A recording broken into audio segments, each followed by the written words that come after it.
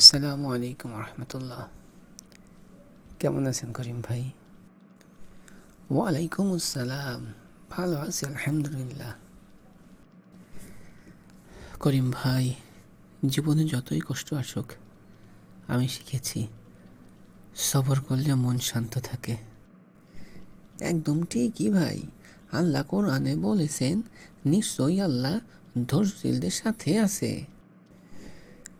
কিন্তু ভাই, কখনো কখনো কষ্ট এত বেড়ে যায় যে মনে হয় সহ্য করা অসম্ভব। আরে ভাই, তখনই আসল পরীক্ষা। যদি আমরা আল্লাহর উপর ভরসা রেখে ধৈর্য ধরি, আল্লাহ সেই কষ্টের বিনিময়ে উত্তম কিছু দেন। সত্যি ভাই, সবর মানুষকে শক্তিশালী করে। হঠাৎ রাগ বা হতাশা নিয়ন্ত্রণ করা সহজ নয়, কিন্তু ঈমানই শেখায় কিভাবে থামতে হয়। তাই ভাই, সবরই সফলতার চাবি। যে সবর করে সে হেরেও যেতে।